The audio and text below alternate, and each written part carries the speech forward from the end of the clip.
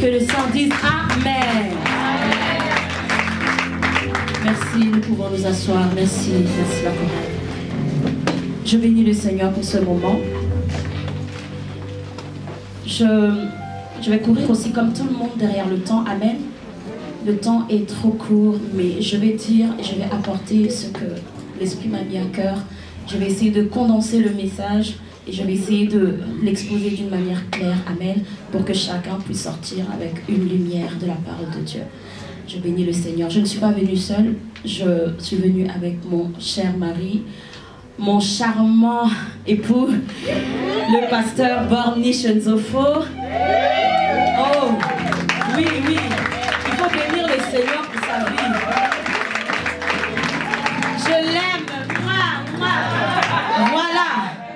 C'est mon ami. C'est mon ami. On a grandi ensemble dans la parole, on a grandi ensemble dans le service et on continue à persévérer jusqu'au bout. On a dit jusqu'au bout. Amen. Je le souhaite pour toi aussi qui est là jusqu'au bout. Voilà. Je bénis le Seigneur pour cette opportunité. C'est vraiment une opportunité extraordinaire. Je vous assure, le premier jour, lorsque maman Jenny m'a appelée, en fait, je le sentais dans mon esprit.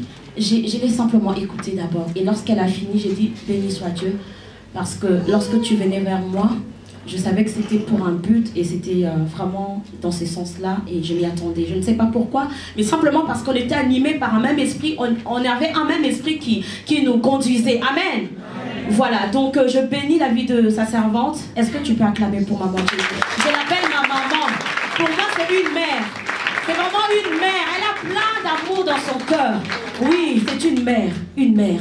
Et je sais qu'à côté d'un homme, il y a, à côté d'une femme, je dirais, il y a un homme. Et donc je bénirai le Seigneur pour la vie de Papa Odawato, le pasteur, mon pasteur. Alléluia. Oui, c'est un père pour moi. Alléluia. Vraiment, c'est un couple formidable que j'apprécie énormément. Alléluia. Alléluia. Amen. Depuis tout à l'heure, je nous vois KO, je nous vois fatigués. Laissez-moi vous dire que moi, je suis là, je suis dans un état de jeûne et prière. Je vous dis, si ça dépendait que de moi, je devais m'asseoir et m'asseoir encore. Mais toi qui es là, je ne sais pas ce que tu as mangé avant d'entrer ici.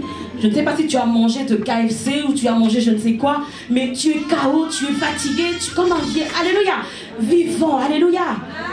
Et d'ailleurs, ce soir, le Seigneur m'a mandaté pour une personne, pour une femme. Alléluia. Oui, maman Jenny, le Seigneur lui a inspiré. Par le biais du Saint-Esprit, elle a fait une sélection. Elle a dit ce jour-là, c'est un jour qui doit être profitable pour tout le monde. Nous avons plusieurs générations qui viendront. Alors ce jour-là, chacun doit ressortir avec quelque chose. C'est pourquoi elle m'a vraiment orientée par la prière qu'elle avait faite, par la pensée que le Seigneur lui a donnée. Elle m'a dit, écoute, Yaya, je pense que ce que le Seigneur me met à cœur, c'est que toi, tu viennes aussi, tu parles à une génération précise. Alléluia. Et donc cette génération-là, je la vois ici parce que la salle est dominée par cette génération-là. Est-ce que cette génération-là, vous êtes là? Bon, je sens que tu n'as pas compris. Quelle est cette génération? Je reprends. La génération des femmes matures. Des femmes qui ont compris. Des femmes qui ont la capacité de se reproduire. Des femmes, oui, que le Seigneur peut utiliser en ce temps. Les femmes de cette époque. Les femmes actuelles. Alléluia.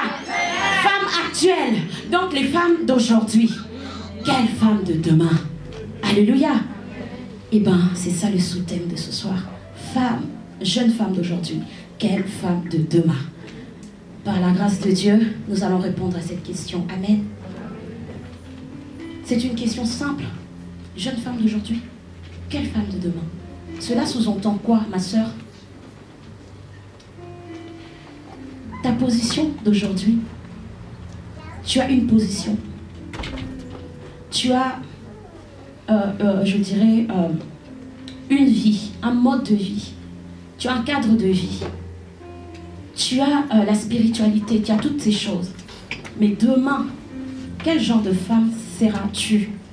Quel genre de femme deviendras-tu? Alléluia. On peut dire qu'en réalité, notre futur dépend de notre présent. Oui, parce que je peux dire aussi que c'est de ton présent que tu sauras déterminer ton futur. Ce que tu es aujourd'hui, ce que tu vis aujourd'hui, ça peut continuer si seulement tu demeures en fait sur la même lignée. Mais ça peut aussi être brisé, ça peut aussi s'être arrêté en fait, parce que tu as refusé certaines choses, tu veux changer de cap, tu veux peut-être changer de niveau de vie, tu veux changer de cadre de vie, tu veux tout simplement quitter en fait afin de devenir autrement ou une autre personne. Alléluia. En fait, notre avenir, on ne la prépare pas dans le passé, mais on le prépare dans le présent. Alléluia. C'est maintenant que tu dois préparer ton lendemain. J'aimerais dire à une personne, évite d'acheter plus cher ce qui pourrait coûter moins cher aujourd'hui, de l'acheter plus tard. Parce que si aujourd'hui tu négliges certaines choses, certaines bases, demain tu la paieras trop cher. Demain ça te coûterait très très cher. Tu auras de regrets. Tu auras des inquiétudes. Tu seras confronté à pas mal de situations. Et si tu n'as pas Dieu, tu n'as pas la parole de Dieu, bien-aimé, rassure-toi que c'est fini pour toi. Alléluia. Oui, parce qu'il n'y a rien qui peut te ressortir de là si ce n'est la parole de Dieu qui délivre. Alléluia. Voilà pourquoi ce soir nous allons parler de cette génération. La femme dont on parle ce soir, c'est une femme qui a atteint une certaine maturité physiquement, spirituellement, émotionnellement et intellectuellement. Alléluia. C'est une femme qui a compris quelque chose. Et c'est une femme qui a une destinée. Et c'est une femme qui veut aller de gloire en gloire. C'est une femme qui veut être éclairée dans tous les domaines de sa vie. Alléluia. Alors si tu es concerné ou si tu te sens concerné, tu vas élever la main, tu vas crier fort Amen. Amen. Alléluia. On a entendu des témoignages. J'ai entendu les interventions de mes mamans. Que le Seigneur vous bénisse en tout cas. En fait, j'ai été vraiment plongée dans une atmosphère d'amour. Et j'étais dans une bulle en fait d'amour. Je planais dedans. Je disais, waouh, que c'est beau, que c'est doux d'être dans le Seigneur, que c'est agréable d'être en Jésus. Christ, c'est, je dirais, au-delà de la solution. Christ, c'est plus qu'une solution. Quand j'entends les interventions de maman, je dis, waouh, ça c'est Dieu. C'est Dieu. Il veut nous faire comprendre encore sa personne. Il veut encore nous faire comprendre ce qu'il est réellement au travers de ses servantes. Quand elle a versé les larmes, moi aussi mes larmes étaient là. J'ai failli verser mes larmes aussi. Alléluia. Mais dans mon cœur, je sais ce que c'est avoir le Seigneur. J'aimerais parler de la parole de Dieu. Alléluia. Le grand thème pour lequel nous parlons ce soir, c'est pour l'amour d'une femme. Alléluia. Pour l'amour d'une femme. Cela est tiré du livre de Ésaïe 62, verset 1. Où la Bible nous dit, pour l'amour de Sion. Excusez-moi, j'ai oublié de mettre mon offrande. Oh, merci Seigneur. Alléluia. Pour l'amour d'une femme. Ésaïe 62. Est-ce que tu peux prendre ta Bible avec moi, s'il te plaît?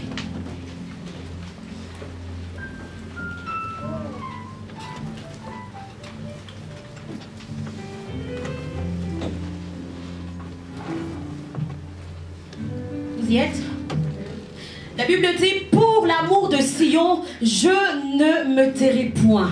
Pour l'amour de Jérusalem, je ne prendrai point de repos jusqu'à ce que son salut paraisse comme l'aurore et sa délivrance comme un flambeau qui s'allume. Alléluia. J'aime cette parole. Raison pour laquelle je me suis levée aussi ce soir. Je viens dire, pour l'amour d'une femme, je ne me tairai point. Pour l'amour de cette femme-là, qui traverse des moments compliqués, cette femme-là qui a perdu l'espoir, pour l'amour de cette femme-là qui se fait insulter à longueur de journée, pour l'amour de cette femme-là qui se fait massacrer, torturer, pour l'amour de cette femme-là qui marche avec ses blessures intérieures et extérieures, pour l'amour de cette femme-là qui pleure nuit et jour dans son coussin, je dis, je ne me tairai point.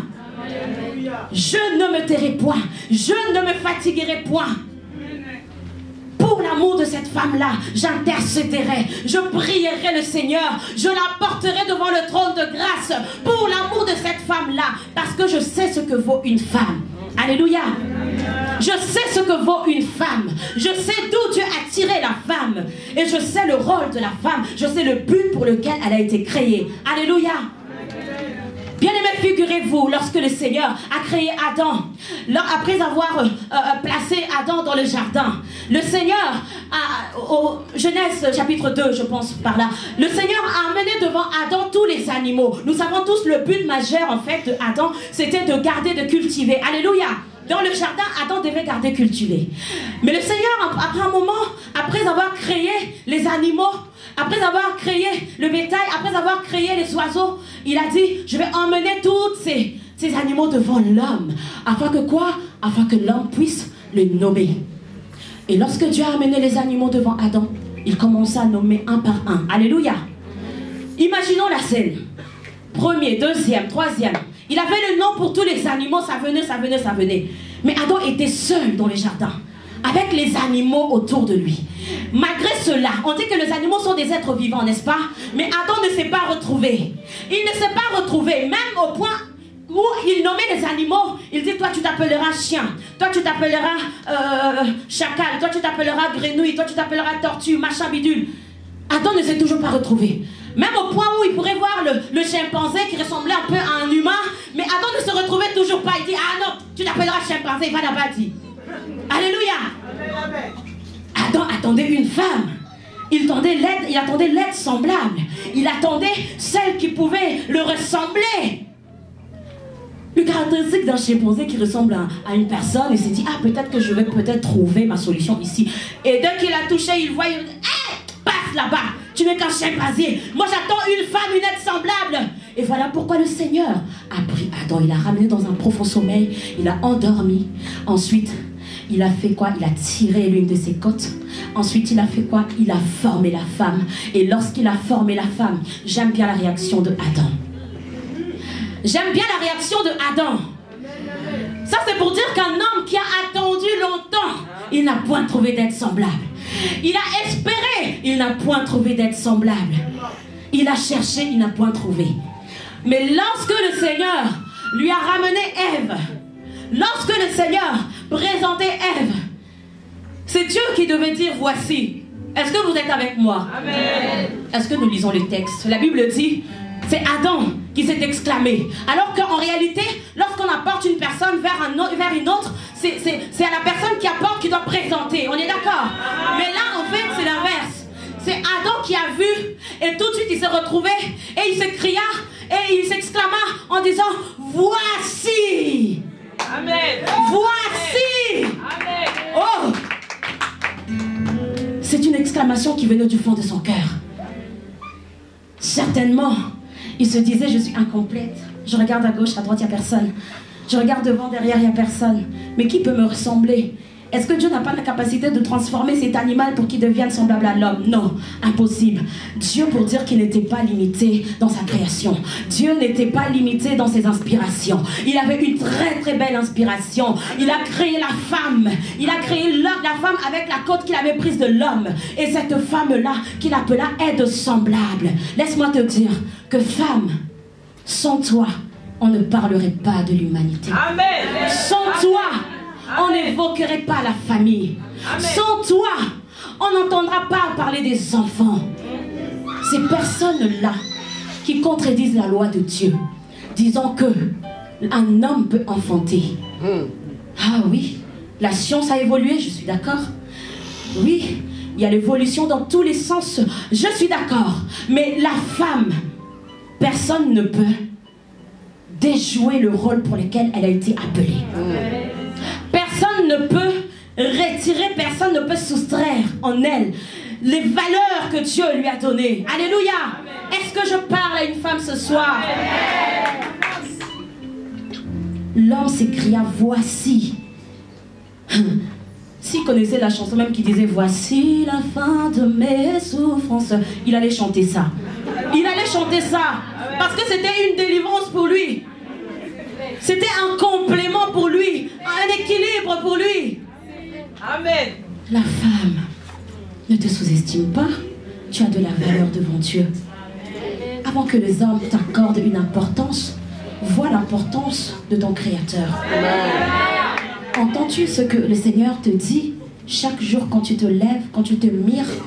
Entends-tu la parole de Dieu qui te dit que tu es une belle créature? Est-ce que tu ressasses cette parole en toi? Est-ce qu'elle vit en toi cette parole? Je vois que tout le monde est silencieux. Oui. Parce que des fois tu as des doutes. Parce que tu ne sais pas ce que tu es. Tu ne sais pas ce que tu vaux. Il faut qu'une autre personne vienne te rappeler ce que tu es. Toi-même tu n'es pas sûr de toi. Voilà pourquoi. Et voilà la raison pour laquelle tu es confronté même dans tous les domaines de ta vie. Je citerai dans le mariage, dans la société. Je citerai dans la famille quelquefois. Tu vis avec le complexe. Tu es complexé parce que Dieu m'a créé comme ça. Ah non, j'aimerais être créé comme ça.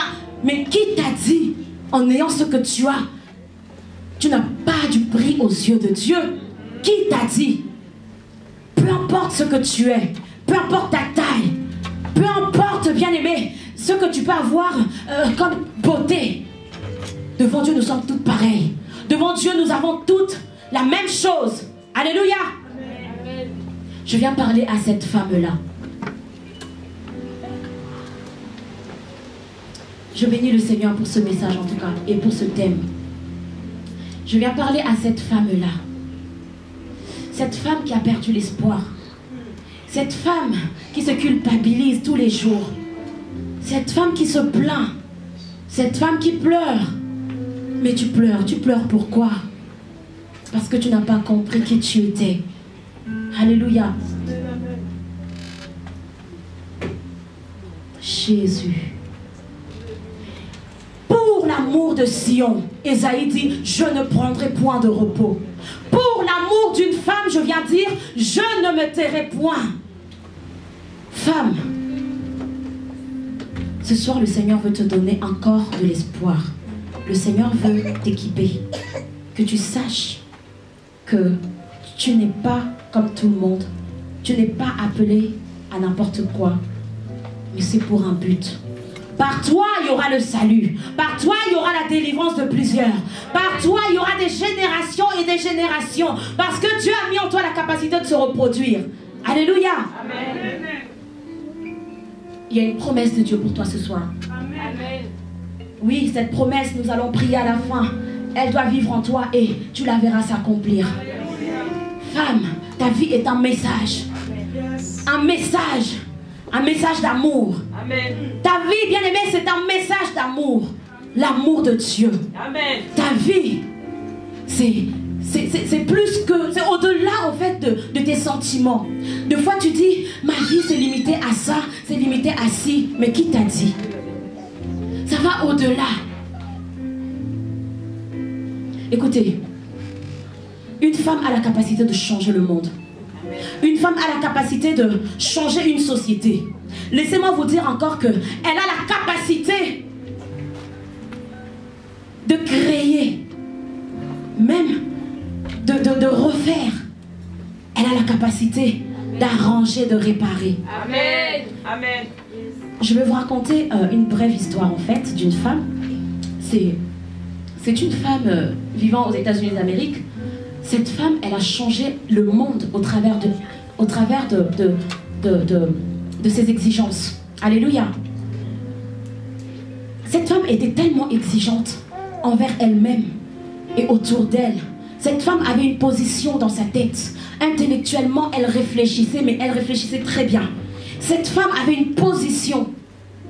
En réalité, son histoire, on dirait que c'est une femme qui ne valait même pas, et qui ne pouvait même pas. Elle n'était rien. Parce que son histoire, son bagage, elle n'était que couturière. Alléluia. Elle n'était que couturière. Certainement, elle passait sa vie dans les ateliers en train de réfectionner des habits. Alléluia. Mais le jour où cette femme s'est levée, elle a changé toute la ville, le pays, le continent d'Amérique. Alléluia. Je parle de Rosa Parks. Cette femme se levait. Elle a dit non. Non à la ségrégation raciale. Je me lève aujourd'hui. Oui, je tiens tête parce que c'est trop, ça suffit. Elle était black. Et dans le bus, dans le transport en commun, où elle est entrée, il y avait des blancs. Elle devait céder la place à un homme blanc. Elle devait céder la place. Parce que cette place place-là n'était pas sienne. Alléluia. Elle a cédé la place. Une fois, on l'a éjectée, on l'a sortie du bus. On dit, sors. Tu es black, sors. Ça, c'est vraiment le racisme pur. Deuxième fois, on lui dit, lève-toi, c'est de la place. Elle dit, oh oh, ça commence à faire trop là. Ça commence à faire trop, ça commence à aller loin. Et ce jour-là, cette femme se leva et dit, non, je ne me lèverai pas. Elle était déterminée, n'est-ce pas? Elle était exigeante, n'est-ce pas? En ce temps-là, la femme d'avant, nos mamans, elles avaient des exigences. Elles avaient des positions. Tu viens, tu parles comme si tu... Voilà, tu peux être un beau parleur. Tu peux avoir la rhétorique, la science de bien parler. Peu importe. Nos mamans, elles avaient une position. Elles étaient déterminées. Et laissez-moi vous dire qu'elles ne se laissaient pas faire. Elles ne se laissaient pas faire. La génération d'avant. Alléluia. Rosa Parks faisait partie de cette génération-là. Et cette femme, elle a été couronnée. Elle a reçu le prix par le président de l'Amérique. Je ne sais plus c'était quel président, mais cette femme, elle a été couronnée. Pourquoi? Parce qu'elle s'était levée. Pourquoi? Parce qu'elle était révolutionnée. Parce qu'elle n'acceptait pas n'importe quoi. Parce qu'elle était déterminée dans sa démarche. Elle dit aujourd'hui, moi, Rosa Parks, je dois cesser la ségrégation raciale. Moi, Rosa Parks, oui, je dois encore faire proclamer une loi dans ce pays. Et au travers d'elle, finit la ségrégation raciale. Ils ont proclamé une nouvelle loi qui interdisait toutes ces choses. Au travers de qui? D'une femme. Femme, tu vas impacter ta génération, tu vas impacter ta vie, tu vas impacter tout ce monde qui t'entoure. Sois exigeant. Aie une position. Réfléchis. Va trop loin dans ta vision. Je bénis la vision que Dieu a mise en sa servante, maman Jenny. Parce que je dis au travers de cette femme, il y aura des vies qui vont être changées. Amen. Oui, elle est porteuse de vision. Elle est porteuse de destinée. Elle est porteuse, bien-aimée, de destinée. Et nous, alors, que chacun commence à réfléchir. Quel est ton point fort? Quelle est la chose que le Seigneur te donne à faire que tu n'as toujours pas pu faire? Quelle est la chose où tu te dis, je n'ai pas du potentiel, je suis incapable, je ne peux pas, je suis limité, je n'ai pas le temps. Ah non, ça ne m'intéresse pas. Mais qui t'a dit que c'est pour toi forcément? Ce que je fais impacte mes enfants. Ce que je fais impacte d'autres enfants. Ce que je fais en tant que mère impacte d'autres enfants encore dans la société. Et le savez-vous, femme? Si tu n'es pas exigeant, tu n'as pas de principe, tu n'as pas de règles, tu ne sauras pas éduquer les enfants que tu as, les enfants que Dieu t'a donnés. Et quand bien même tu n'as pas encore d'enfants, mais tu ne sauras même pas éduquer la masse. Pourquoi? Parce que tu n'as pas de position. Pourquoi? Parce que toi-même tu n'as pas de principe, tu n'as pas de règles, tu marches en désordre. Non, ce n'est pas ce que le Seigneur veut. Raison pour laquelle le Isha aujourd'hui se lève pour parler à cette femme que tu es, pour parler à cette génération que tu es. Une génération de vaillantes, une génération de porteuses de vie, porteuses de destinée. Alléluia. Est-ce que je peux parler à une Isha maintenant? Est-ce que je peux avancer dans mon message maintenant? Femme, ne lâche rien. Sois déterminée. Femme, sais, connais-toi et reconnais l'œuvre de Dieu en toi. Reconnais ton identité, ta position en Christ. Réalise que tu peux faire de grandes choses.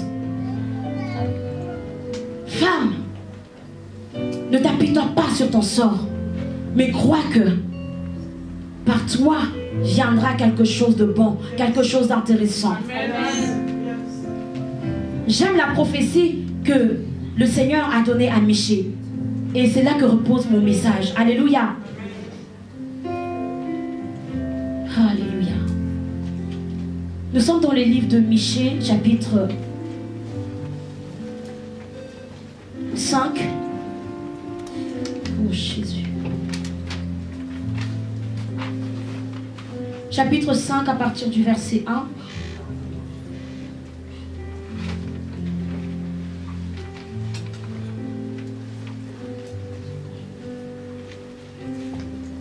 Michée chapitre 5 verset 1. La Bible dit, et toi, Bethléem, Ephrata, petite entre les milliers de Juda, de toi sortira pour moi celui qui dominera sur Israël, et dont les issues sont dès les temps anciens, des jours, dès l'éternité. Alléluia. C'est pourquoi il le livrera jusqu'au temps où enfantera celle qui doit enfanter. Alléluia. Et le frère de ses frères reviendra auprès des enfants d'Israël. J'aimerais dire que Bethléem paraissait une petite ville. Bethléem paraissait la moindre. Bethléem était une ville cachée, je dirais un petit village, qu'on ne faisait même pas cas, qu'on ne faisait même pas mention. Mais puisque Dieu avait déjà dit que c'est de Bethléem naîtra le roi, alors cette prophétie devait s'accomplir. Et cette prophétie devait troubler certaines personnes. On voit dans la Bible comment le roi Hérode était troublé par cette prophétie. On voit dans la Bible comment le roi Hérode cherchait à exterminer l'enfant Jésus. Jusqu'au point où il dira à ses magiciens et tout ce monde-là, allez rechercher, donnez-moi l'itinéraire, je dois aller jusqu'à ce que je retrouve cet enfant-là. Pourquoi? Parce qu'il avait appris, il a entendu l'écho. Alléluia. Bethléem était déconsidéré. Bethléem était mal vu. Alléluia. Mais la Bible dit, c'est de là que devait naître le roi. Est-ce que quelqu'un comprend ce message? On te voit, tu es informe et vide. On te voit, tu ne représentes rien. On te voit, tu es vraiment la moindre parmi tant d'autres. Tu n'as même pas de beauté, tu n'as pas d'éclat. Tu n'as pas de vie, tu n'as pas de background. Alléluia. Ton passé n'est que passé de pleurs, de lamentations. Ton passé n'est que passé de souffrance. Mais ce jour-là, le Seigneur dit, c'est de toi. C'est de toi. C'est de toi. C'est de toi que sortira le roi. C'est de toi que naîtra celui qui paîtra Israël. Quand je vois Bethléem,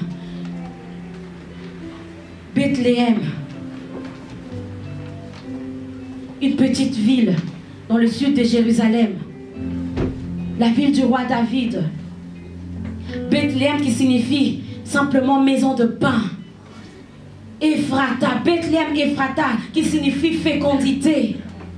Malgré sa petitesse, malgré sa bassesse, malgré ce qu'elle pouvait être, mais Dieu voit en elle la fécondité. Dieu voit en elle, oui, la nourriture pour plusieurs. Dieu voit en elle une révélation en disant que oui, c'est de là que je vais tirer le roi qui va paître Israël. Et c'est de ces rois que nous tous, nous émanons. Alléluia. Bien-aimé, peu importe, je dirais, ta taille, peu importe comment toi-même tu te vois, laisse-moi te dire que Dieu te voit autrement. Dieu te considère. Des fois, tu te déconsidères. Tu dis non, ah, vraiment moi, non. Ah, c'est pas moi, peut-être c'est elle. Tu pointes le doigt aux autres, tu dis, ah non, peut-être c'est chez elle, mais pas chez moi. Chez moi, je ne crois plus en rien. Chez moi, non, ça ne peut pas venir de chez moi, ça. Ah, tout ça, non. En fait, tu limites Dieu. Tu ne crois même pas un seul instant au miracle. Tu te dis, Dieu est incapable. En quelque sorte, c'est ce que tu dis. Parce qu'en faisant cela, tu refuses à ce que la promesse de Dieu s'accomplisse dans ta vie. Tu refuses l'action de Dieu dans ta vie. Femme, souviens-toi que Dieu t'avait appelée Ève, qui veut dire mère. Mère, bien aimée, ce n'est pas simplement une mère qui doit enfanter physiquement. Mais mère, c'est une femme qui donne naissance à plusieurs choses. Mère, c'est une femme qui donne vie. Mère, c'est celle-là qui met les choses en condition de façon à ce que tout le monde vive bien, tout le monde soit à l'aise, tout le monde puisse avoir de quoi. Une mère qui a des devoirs envers ses enfants. Et la génération présente, excusez-moi de vous le dire, puisqu'il s'agit de toi, jeune femme, je vais conclure mon message.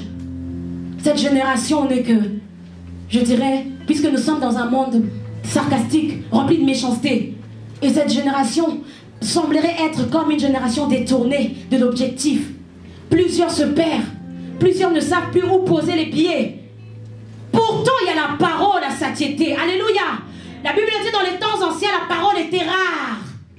La parole était rare. il n'y avait presque pas la parole. Si les disciples n'allaient pas évangéliser, la parole était rare. Si Jésus n'allait pas de ville en ville, de maison en maison, la parole était rare. Mais aujourd'hui, nous avons la parole dans plusieurs canaux. Alléluia. Plusieurs canaux. Nous avons la parole dans les réseaux sociaux. Nous avons la parole dans nos maisons. Nous avons la parole, bien aimée. Oui, dans les médias, nous avons la parole.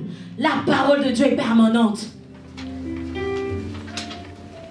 Mais malgré cela, tu n'arrives toujours pas à te retrouver. Tu ne sais plus où te positionner. Tu travailles, tu marches, tu fonctionnes, tu vis au gré de vagues. Tu vas dans tous les sens, tu vacilles. Pourquoi? Parce que tu ne sais pas qu'est-ce que tu devais faire. Comment te devais-tu prendre? Alléluia. Mais ce soir, le Seigneur veut commencer une chose avec toi. Tu dois comprendre ces choses. Parce que tu as une destinée. La génération présente. Tu dois comprendre une chose. Tu as une destinée. Et ta destinée, elle est meilleure en Jésus. Le Seigneur dira à Jérémie, je connais le projet que je formais sur toi. Projet de paix et non de malheur.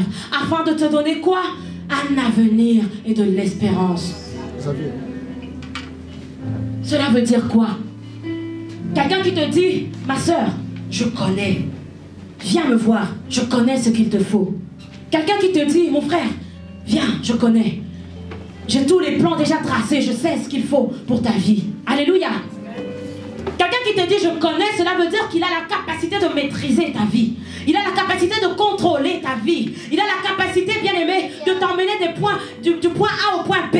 Il a la capacité de te prendre du néant pour te lever. Alléluia. Quelqu'un qui connaît, un expert. Il maîtrise la chose. Il maîtrise la science. Il dit, je connais. Toi, tu ne connais pas. Tu ne connais pas. Tu ne connais pas. Mais lui, il te dit quoi? Je connais. Le projet. Un projet de paix et non de malheur. Dieu ne voudra jamais te voir marcher la tête courbée. Mais aujourd'hui, laisse-moi te dire, tu marches la tête courbée, pourquoi? Parce que tu as fait confiance aux hommes. Laisse-moi te dire, tu marches avec de remords, de regrets, pourquoi? Parce que tu as fait confiance aux humains. Ceux qui déçoivent, alléluia. Mais Dieu ne déçoit pas. Dieu n'oublie pas. Alléluia. Tu marches la tête courbée. Celui qui marche la tête courbée se reconnaît dans quelque chose. Tu as fait quoi pour marcher la tête courbée? Comment as-tu vécu ta vie du passé? Comment as-tu réagi face aux situations qui se présentaient devant toi? Tu marches la tête basse comme ça parce que tu reconnais quelque chose. Mais Dieu est là, il te dit, je vais relever ta tête. Amen. Tu marcheras la tête haute. Tu marcheras de gloire en gloire, de victoire en victoire. Alléluia. Dieu te dit, je vais te donner une femme. Dieu te dit, puisque je connais, j'ai la maîtrise de ta vie, je vais t'enseigner, je vais t'emmener quelque part. Tu quitteras ton passé pour un présent meilleur et pour un avenir glorieux. Laisse-moi te dire, dans la même prophétie, les choses glorieuses qui ont été dites sur ta vie, les choses glorieuses que tu as oubliées, laisse-moi te le rappeler aujourd'hui. Les choses glorieuses que le Seigneur avait déclarées pour ta vie. Tu marches avec ces choses. Pendant que tu refuses, tu fais bras de fer avec le Seigneur. Pendant que tu cherches à bidouiller, à mijoter de gauche à droite. Non, non, non, le Seigneur te dit, regarde-moi, va droit au but. Alléluia. De toi sortira, ma soeur. De toi naîtra. Et ce n'est pas n'importe qui. La promesse de Dieu a de la valeur plus que de l'or. Ta vie est un message de Dieu. Ce message-là, c'est toi. La promesse de Dieu, tu dois la graver dans ton cœur. Tu dois marcher avec elle jusqu'à son accomplissement. Habakkuk dit, écris-la sur une table afin qu'on la lise couramment. Chaque jour, bien-aimé, je te donne un conseil. Quand tu dors, tu te réveilles. Tu vas devant le miroir. Tu proclames les paroles. Tu déclares des paroles sur ta vie. Tu dis, je suis bénie. Tu dis, je suis belle. Tu dis, je procéderai. Tu dis, je vivrai, je n'en mourrai pas. Tu dis, je réussirai. Tu dis, j'enfanterai. Oh, alléluia. Que Dieu soit loué, que Dieu soit glorifié. Ce soir, nous allons faire une prière de proclamation pour ta vie. Lève-toi, femme, dans la présence de Dieu. Toi qui avais la honte du passé, Toi qui es mal entouré, tu vis comme si tu ne vivais pas. Toi qui es délaissé, toi qui es hypothéqué, toi qui vis sans repère, toi qui vis avec des blessures intérieures, tu vis dans l'agitation sans cesse. Tu vis dans les injures des hommes, dans des accusations, des condamnations. Tu vis dans la torture. Tu vis dans la médisance. Tu vis, bien aimé, tout simplement avec des maladies psychosomatiques. Parce que tu as tout simplement développé ces choses volontairement. Mais le Seigneur te dit, il a une parole pour toi ce soir. Le Seigneur te dit, il y a une parole pour toi. La prophétie de toi sortira, de toi naîtra. Il dit dans Ésaïe, oui, tu ne t'appelleras plus délaissé. Il dit dans Ésaïe, tu porteras un nouveau nom. Il dit dans Ésaïe, oui, tu auras une vie nouvelle. Il dit encore, oui, tu seras béni. Oui, tu jouiras de ta bénédiction. Quelle est la chose que le Seigneur ne t'a pas dit ce soir? Levons-nous pour l'amour d'une femme. Que le Seigneur nous bénisse, qu'il bénisse sa parole.